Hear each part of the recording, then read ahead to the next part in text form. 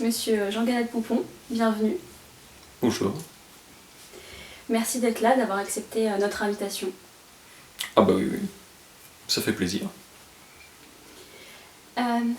Pouvez-vous vous présenter en 2 mots? 2 mots. Je dirais gesticuleur troutopeute. 2 mots. Très bien. Merci pour votre authenticité. Quels sont selon vous les ingrédients d'une bonne nouvelle? C'est quand ça vient de quelqu'un de confiance. Et en termes d'ingrédients, j'ai cru comprendre aussi que vous étiez un fin cuisinier. Ouais. Vous avez des connaissances culinaires assez hors du commun. Ouais, je suis un culinaire de fou. Avez-vous des conseils pour nos auditeurs, nos téléspectateurs, tous les gens dans le chat veulent savoir vos conseils de nutrition? Ouais.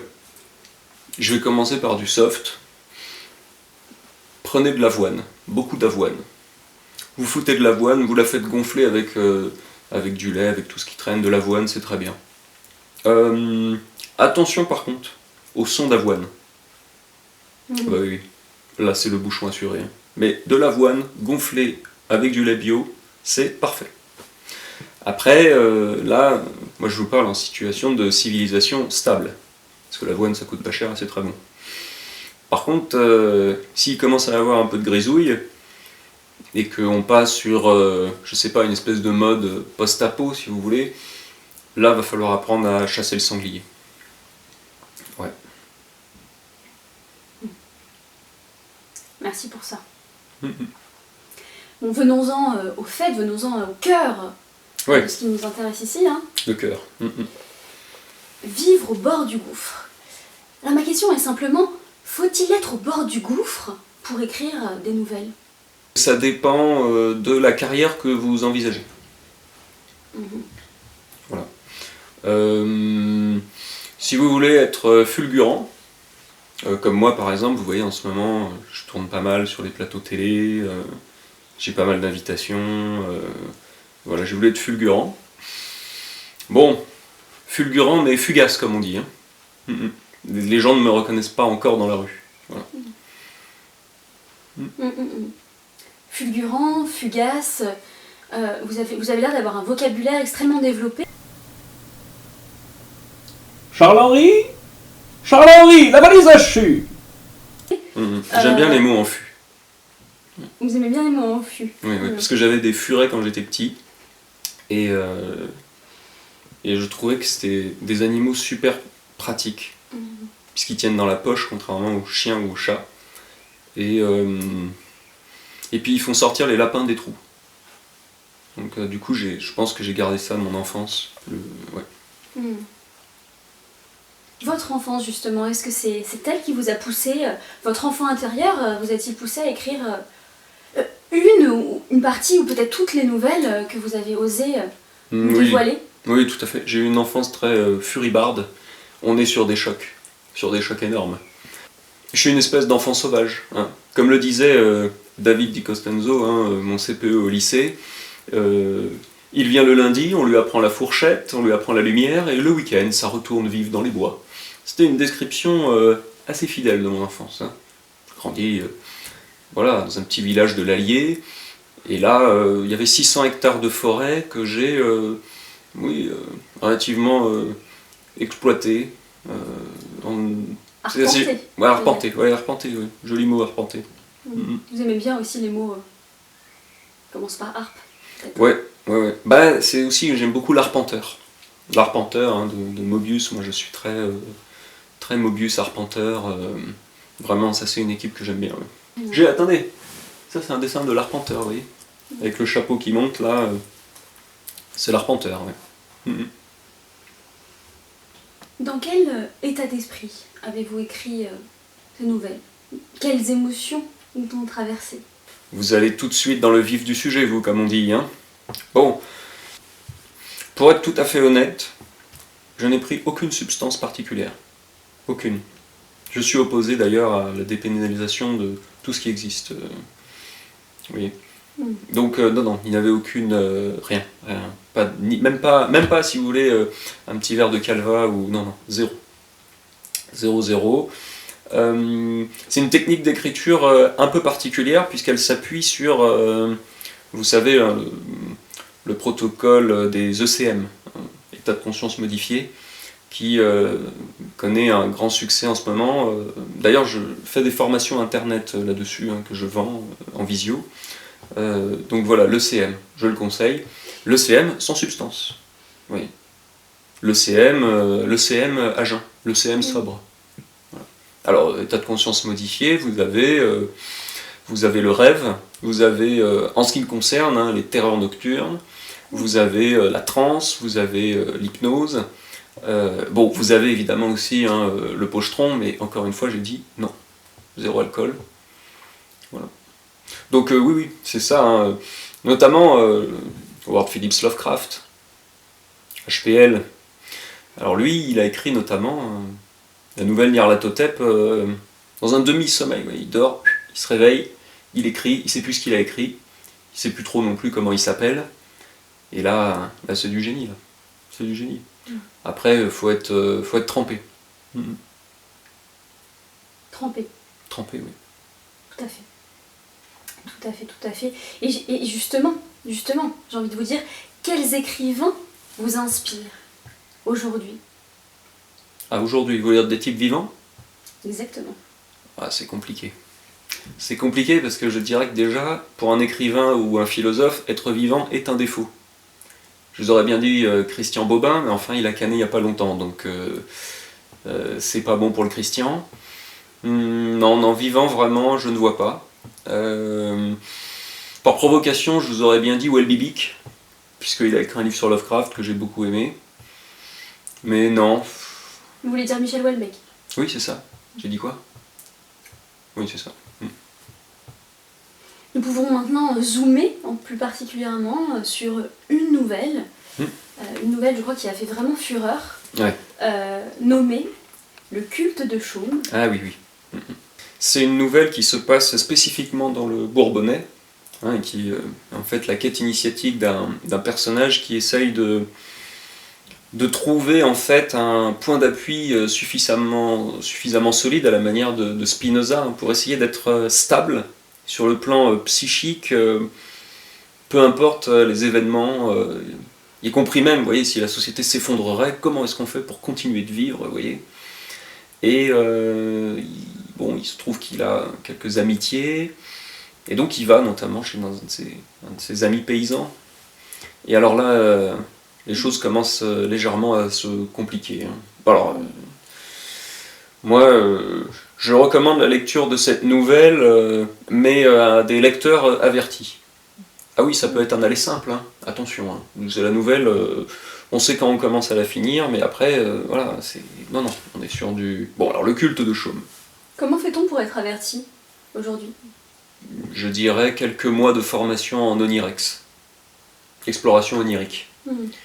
Parce que sinon, il y a un problème, vous voyez, d'être trop terre à terre. Vous voyez. C'est ça d'ailleurs le préjugé qu'on a sur le Bourbonnais. On le voit comme quelqu'un de terre à terre.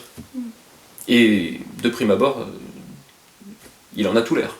Vous voyez, une petite paillasse pour dormir, des vaches, des bottes pleines de boue. On se dit quelqu'un de terre à terre. Voilà.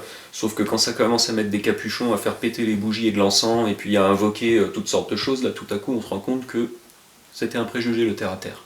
Vous pensez donc qu'on peut être dans deux équipes à la fois, l'équipe terre et l'équipe... Moi j'ai toujours défendu. Faut être dans toutes les équipes. Ah donc vous avez manifesté des deux côtés de la barrière à quelques jours d'écart? Oui, bien sûr, mais il faut être présent partout. Les gens sont monomaniaques. Non, faut être partout à la fois. C'est intéressant que vous parliez de la maniaquerie, parce que dans une de vos nouvelles, je crois, il y a la cigolomanie qui apparaît. Quel regard avez-vous aujourd'hui sur cette manie? Ouais, cette manie. Ah ça, si vous voulez, moi j'ai connu une silogomaniaque qui était une sorcière contorsionniste nudiste quelqu'un de formidable, et qui faisait faire des exercices de respiration comme ça, vraiment fantastique. Quand à 80 ans on fait des tractions derrière la tête, enfin, c'est magnifique. Et alors là effectivement on était sur... oui, on avait dépassé le millième de cagette, je pense. Hein. Beaucoup de cagettes surtout. C'est à ça qu'on reconnaît le silogomaniaque, hein, le syndrome de Diogène. Des gens qui accumulent des merdes qui ne servent à rien. Et c'est ça qui est fascinant, c'est que pendant des années, ces gens-là sont souvent humiliés et méprisés et rejetés. Et puis un jour, on se rend compte que tout cet amas de merde est en fait littéralement un sort en devenir. Et oui, on finit par avoir, si vous voulez, une espèce d'apparition du monde invisible par une forme de... Attachement très très important aux objets qui sont inutiles. Donc ça va être par exemple des bouteilles de plastique, des bouteilles en verre. Ça du coup c'est les papiers que vous gardez. On va aller voir les toilettes. Hein. Ah ben... C'est ouvert? Ah oui, Ah. c'est le même qu'hier. Je l'avais oublié en fait. Hein. J'avais oublié celle-là. On va la débarrasser, pas un problème, on va la nettoyer. Et ça c'est des poches d'excréments. Pourtant les toilettes fonctionnent.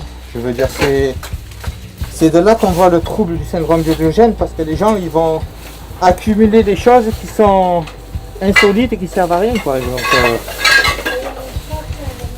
je suis sûr que si on tire la chasse, ça marche. Voilà. Malheureusement, on va dire qu'une fois sur deux, on intervient après le décès. Et voulez-vous nous en dire un petit peu plus sur votre première nouvelle, La mer des Sargasses? Ah oui, la mer des Sargasses. Eh oui. Alors là, attention. Là, vous allez finir plein comme des boudins après celle-là. Hein. Si vous passez par la première, lisez pas les autres, mais alors la première, c'est vraiment un choc. Hein. Un choc des cultures de Sargasses. La mer des Sargasses, c'est une mer où les marins se perdent parce que le bateau se bloque à cause des algues, voilà. Et puis une mer sans vent, sans étoiles parce qu'elle est couverte par le brouillard. Et puis c'est ça le point de départ.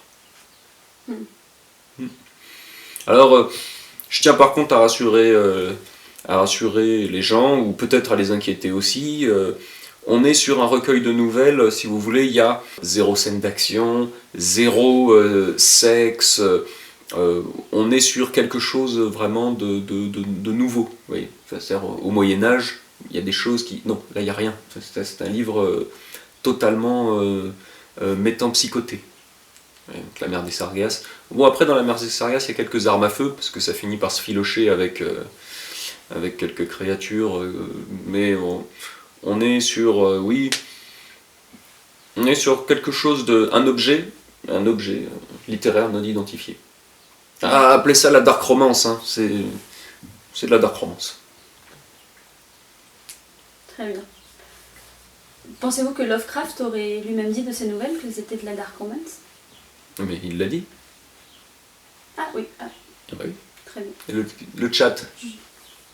Ah oui, autant pour moi, Ah le chat voilà, confirme. le chat confirme. Je remets à jour mes notes. Quelqu'un va se faire virer. Monsieur Jean Galade Poupon, vous semblez avoir un amour inconditionnel pour le Bourbonnais. Oh, you touch my tra-la-la. J'ai une question pour vous. Vous préférez vivre toute votre vie dans le Bourbonnais ou bien sucer Dominique de Villepin? Sucer Dominique de Villepin, non mais là c'est une question piège. Allez, suivante. Est-ce que vous faites de la politique, monsieur Poupon? De la politique. Macron!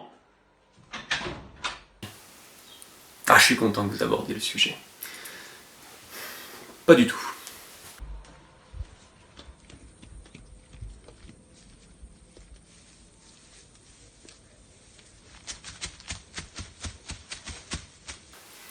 Enfin, disons que j'ai des manières de faire de la politique qui sont peu conventionnelles.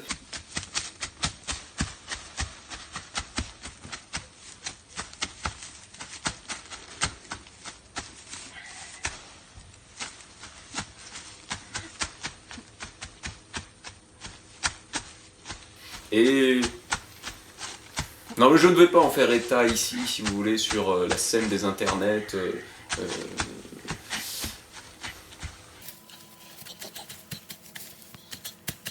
Ah, on me dit dans le chat, ça a été fact-checké dans le chat, et on me dit que vous faites bien de la politique. Oui, bah oui, le chat.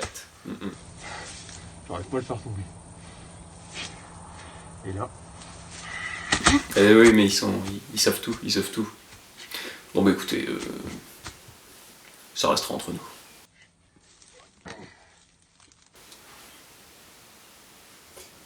Mais le chat veut savoir. Le chat veut savoir? Ah bah ça... Plus. peut attendre le chat, hein.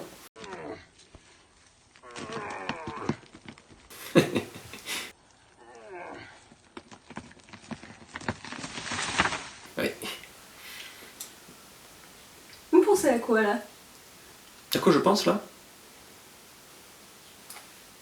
À quoi je pense?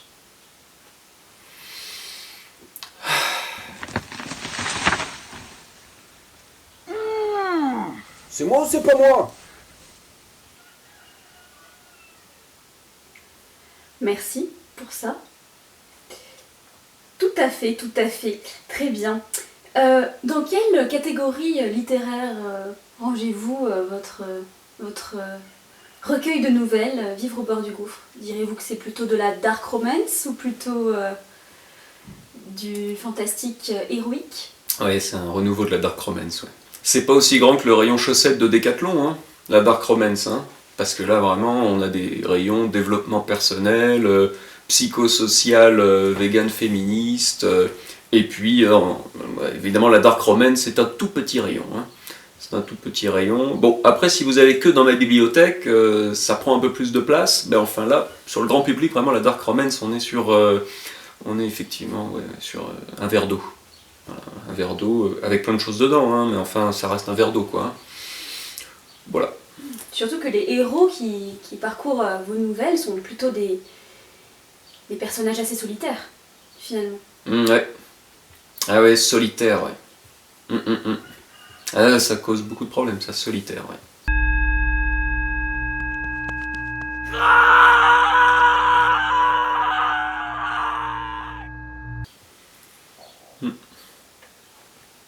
À quoi vous pensez en disant solitaire? À quoi je pense quand je dis solitaire? Ah oui, oui. Ah bah solitaire, si vous voulez, ça suppose une espèce de grande résilience, d'un grand travail sur soi et d'une autonomie dans la gestion profonde de l'émotivité psychique. Le solitaire n'est pas une condition accessible à tout le monde. Moi déjà, je ne le recommande pas comme ça, si vous voulez, pour un voyage d'été. Non, le solitaire, il faut le prendre comme une espèce de condition du guerrier face à l'hostilité du monde. Alors là, vous pouvez être un solitaire, oui. Pensez-vous qu'il est possible d'être un guerrier pacifique? Vous tapez dans le mille, hein. Dans le mille ou dans le gâteau, enfin voilà, l'expression que vous voulez. Oui, c'est comme ça que j'ai vraiment écrit le recueil de nouvelles, ouais. Bah oui, parce qu'en fait, qu'est-ce qui se passe sinon? Vous êtes, c'est le titre de mon recueil, Vivre au bord du gouffre. Bah sinon, vous tombez dans le gouffre. Et si vous tombez dans le gouffre, qu'est-ce qui se passe? Bah il se passe rien du tout, c'est finito. Voilà, donc vivre au bord du gouffre, oui, mais en guerrier pacifique. Vous pouvez pas être non plus un guerrier, si vous voulez, excité. Un guerrier excité, voilà, vous tombez. Il faut être un guerrier pacifique. Vous voyez, un guerrier pacifique, moi je le vois vraiment comme ça. Est-ce que les katas aident à avoir cette posture pacifiste? Oui, les katas, ça aide, effectivement. Faites des katas dans le jardin, sous le saule pleureur. Faites-vous plaisir, lâchez-vous dans le gazon, multipliez les katas. Faites les katas partout.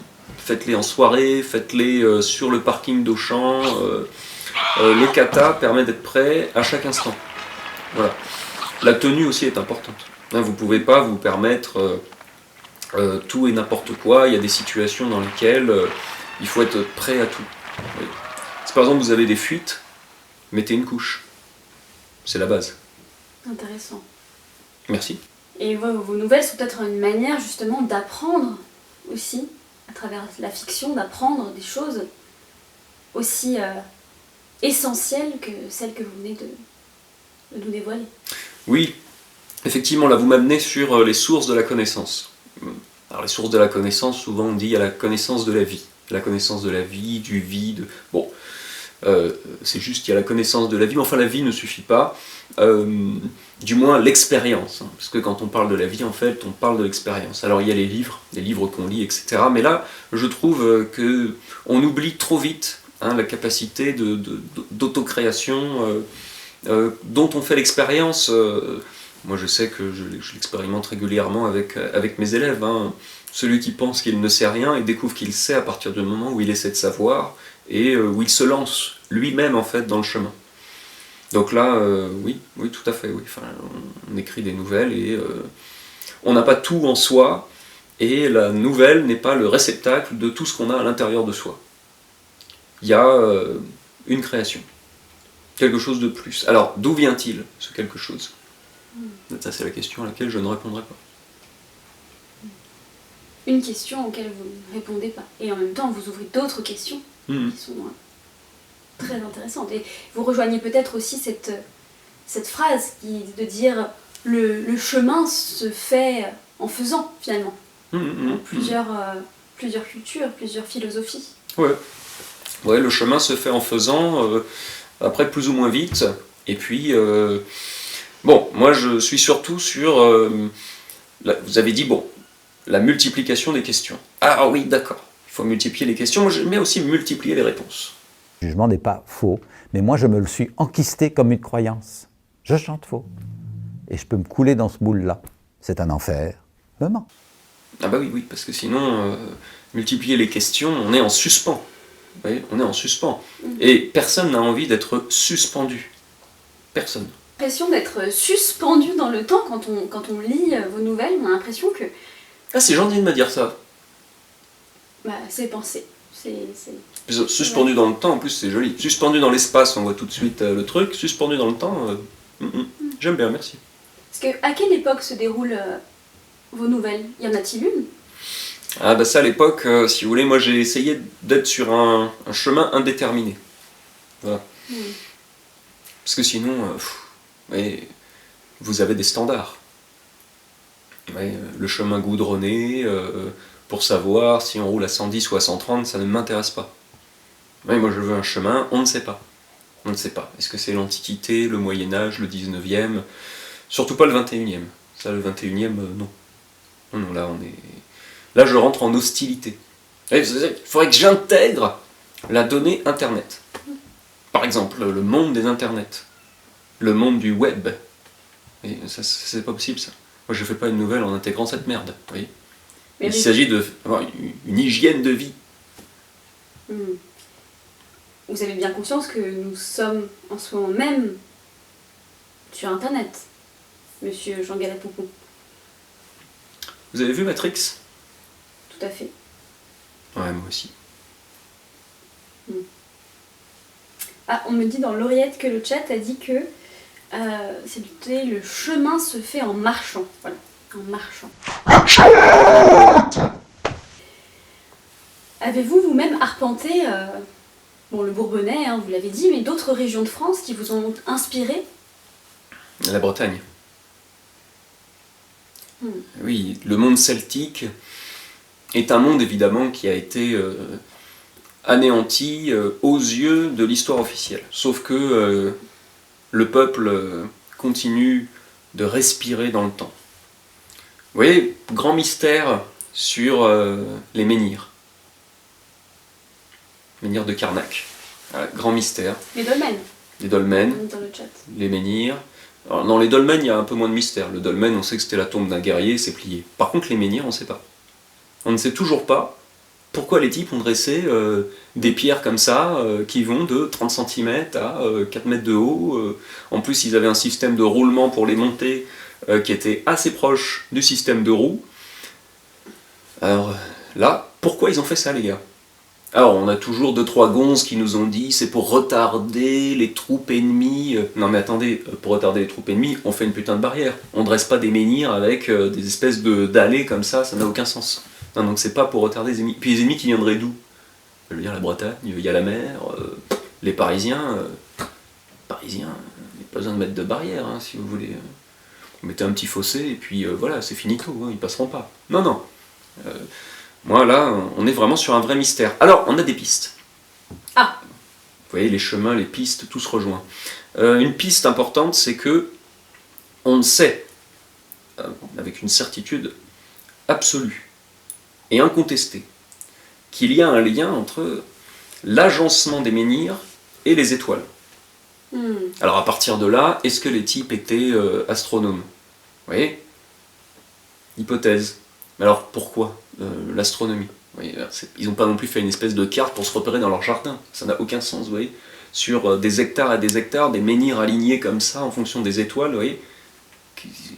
Qu'est pas ça? Qu'est pas ça les Celtes là? Alors, bon. Autre hypothèse. Une porte dimensionnelle. Ça devient tout de suite un peu plus intéressant. Hein. Oui.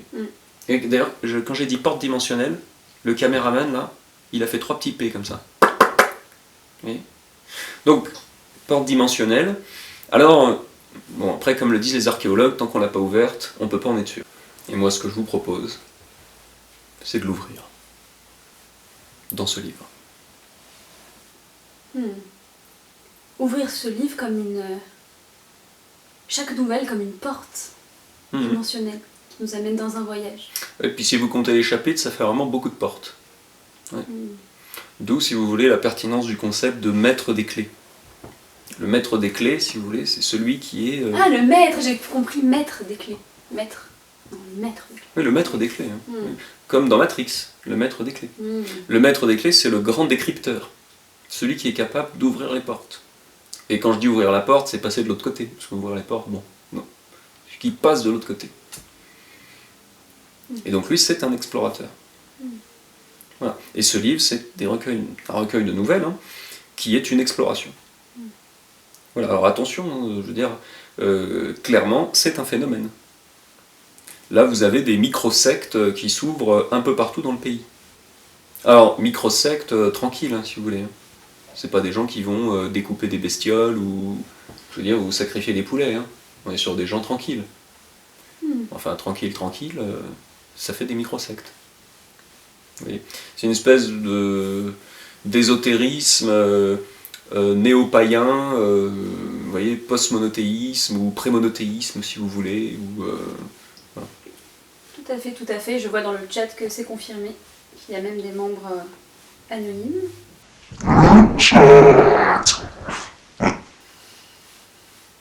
Et pensez-vous qu'une fois qu'on a traversé, une fois qu'on est allé de l'autre côté, on puisse raconter ce qui a été vu? Ah bah moi je suis revenu, j'ai raconté. C'est ça qui s'est passé. Hein. Il n'y a pas de génie spontané. Hein. Je suis allé quelque part, j'ai raconté ce que j'ai vu, et puis c'est tout. C'est un témoignage, voilà. C'est un témoignage. Prenez-le comme un témoignage. Donc tout est vrai. Le culte de Chaume, c'est vrai. Alors attendez. Question, qu'est-ce qu'on appelle vrai ou faux? Écoutez, moi, je vous propose qu'on en parle directement avec mon ami, hein, qui est le personnage. Quand on dit que tout est vrai, c'est-à-dire que oui, l'histoire est vraie. Après, moi, je tiens à vous rassurer. Attendez. Gabriel! Vas-y, Gabriel! Vas-y. Vas-y, installe-toi. Voilà. Le type vient avec sa chaise. Salut Jean Gazade. Bon alors, parce que là, on fait l'interview, il y a le chat, il y a tout le monde. Ouais. Elle me demande... Salut le chat. Merci d'avoir accepté de nous rejoindre, c'est un honneur. C'est un plaisir. Voilà. Partagez. Donc Gabriel, hein, c'est mon ami paysan dont je parle dans la nouvelle Le Culte de Chaume. Donc Gabriel, tu me confirmes que tu es paysan? Ah oui, moi je suis paysan. Paysan du Bourbonnais. Voilà. Puis des générations. Voilà. Donc ça fait 1000 ans qu'il est paysan, vous voyez. Il n'y a pas de... Et tu me confirmes aussi que c'est une histoire, une fiction. Oui. Il n'y a pas vraiment de secte. C'est pas faux. Voilà. Et il n'y a pas vraiment de géants hyperboréens venus de la nuit des temps qui est... Bon, Gabriel, est-ce que tu peux me confirmer, à moi, au chat, et puis à madame là, qu'il n'y a pas vraiment de secte, il n'y a pas vraiment d'hyperboréens venus de civilisations antiques qui soumettent le monde à un nouvel ordre. Non, pas. Non. Voilà, il a confirmé. Merci beaucoup pour cette confirmation. Je pense qu'elle sera entendue par nos followers. C'est bon? C'est ça, bon, c'est très bien. Ah non, bah là on est... Ouais. Ok, bon, faut que j'aille rentrer les vaches du coup. Allez, bonne veille, hein. Salut le chat. C'est un honneur de vous avoir. Plaisir. T'as vu, hein? Il est charmant, hein. Très. Je vois qu'il y a une bonne entente entre vous, c'est assez impressionnant. Une bonne entente. Ce laconisme qui transpire pourtant la connexion affective et amicale. Mais c'est les fluides. Les fluides de la métempsychose. Ça circule tout le temps entre nous. Depuis longtemps, hein. Ah oui?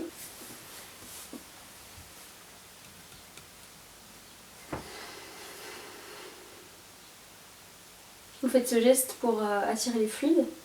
Attirer les fluides? Non, je concentre là. Ah, ce n'est pas la même opération. Oui, je rassemble, je concentre. C'est pour éviter d'avoir des fuites. D'accord. Ah oui, de fluide à fuite. Ça bascule très très vite, ouais. C'est pour ça, là, j'ai fait le plein, du coup, je me concentre. Je suis comme un aveugle dans un passage clouté. J'ai oublié la chaise, là, peut-être dans votre cadre c'est pas terrible. Et le travail bien fait, bah c'est important quand même quoi. Il est bon, hein. Et il est très très bon. Est-ce que vous avez un message à faire passer aux jeunes générations?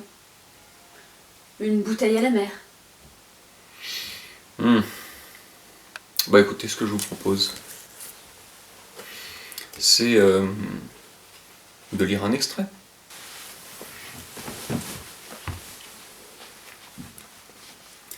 Au grand galop, dans des prés immenses, avec de hautes herbes vertes, on ne sait plus comment on s'appelle. On ne sait plus qui on est. Le cheval lui-même ressent l'ivresse de l'instant et se laisse aller. On perd le contrôle, on le sait tous les deux, mais c'est comme si c'était la seule chose à faire. La seule chose qui fait sens, foncer au grand galop à travers ces immenses étendues de campagne. Il serait impossible d'arrêter le cheval tant il est lancé dans sa fougue. Mais il le fait sans malice. Mieux encore, il le fait avec complicité, car il sait qu'en cet instant nous ressentons la même chose. La sensation de parcourir un paysage comme si nous en étions un habitant surnaturel. L'émotion est si forte que la puissance du vent fait monter nos larmes. Mais elles ne coulent pas. Elles s'envolent horizontalement. Ce ne sont pas des pleurs de tristesse, je pleure de joie.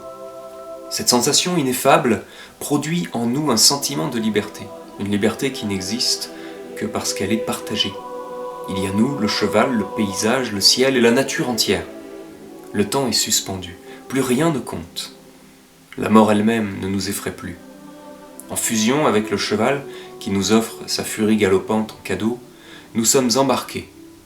On serre les jambes, on agrippe le pommeau de la selle et une poignée de crinière, et on s'envole, dans l'infini d'un moment suspendu. C'est ce souvenir qui me sert de socle lorsque je vis un épisode critique. Je vous le conseille également. Trouvez une image parfaite qui vous transcende afin de surmonter tout ce que l'existence vous prépare. Car à croire ce qu'on nous annonce et ce que les prophètes racontent entre eux, nous ne serons jamais suffisamment prêts. Au bord des falaises de Mandos, nul ne peut se permettre de négliger quoi que ce soit. Et contre toute attente, la plus grande force sera enclavée dans une fragile lueur au milieu des torrents. Une lueur naissante dans la tempête, un scintillement au milieu des rocs, une brise dans le chaos des profondeurs, une bougie sous un saule pleureur. Gardez votre image sur votre cœur. Nourrissez-la de temps en temps, c'est elle qui vous sauvera lorsque vous serez aveuglé par le désespoir.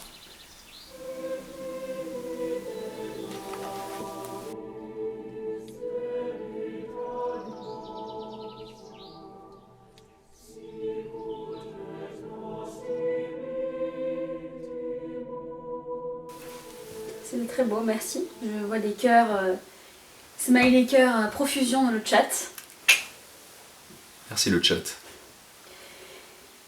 Et d'ailleurs, j'ai entendu dire, et le chat l'a confirmé tout à l'heure avant même que je pose la question, c'est fou, j'ai entendu dire que vous adaptiez votre recueil de nouvelles, ou peut-être une de vos nouvelles en film, si j'ai bien compris. Oui, c'est ça, oui. On a adapté une de nos nouvelles, Celui qui observait les dieux.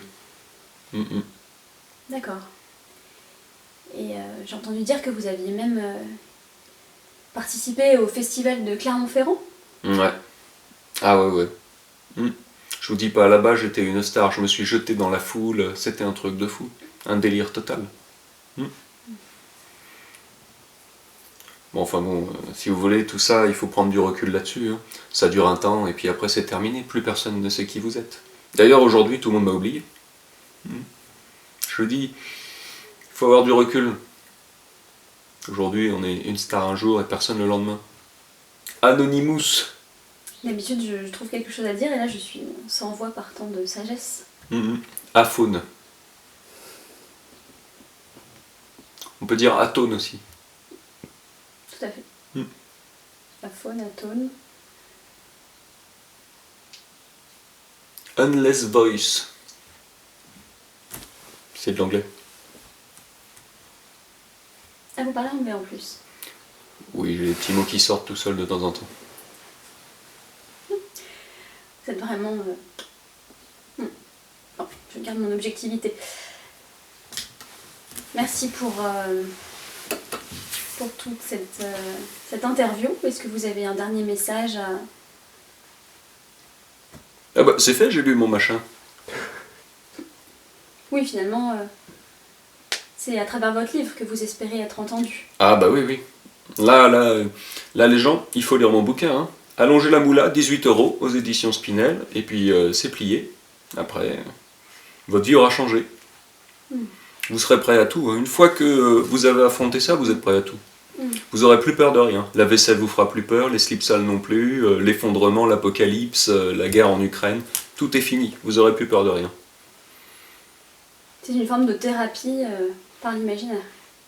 Enfin, thérapie, si vous lisez ça à 3h du matin en état second, c'est une thérapie à coups de grande tarte dans la gueule. Hein. Donc préparez-vous un petit peu quand même, mais oui, ça solidifie.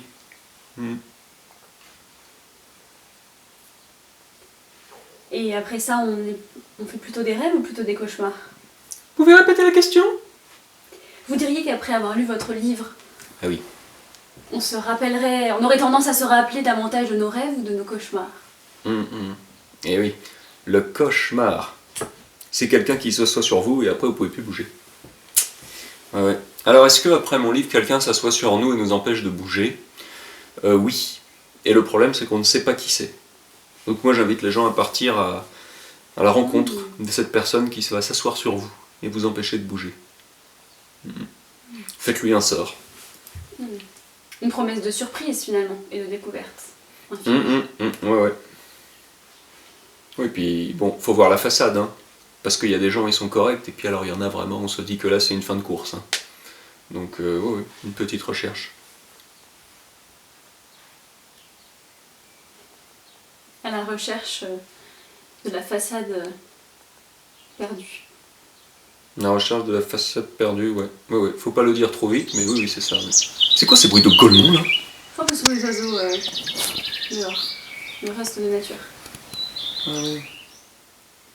oui. Non, c'est rien. Peut-être que je suis aussi un petit peu dans la méta là.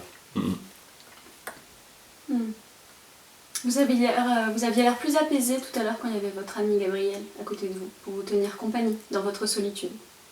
Ah bah ça le Gabi, hein. On est comme cul chemise, comme va-et-vient. Ouais. Bon après, je laisse aux gens découvrir notre niveau d'intimité dans la nouvelle Le Culte de Chaume. on est en suspens. Vous voyez, on est en suspens. Et personne n'a envie d'être suspendu. Personne.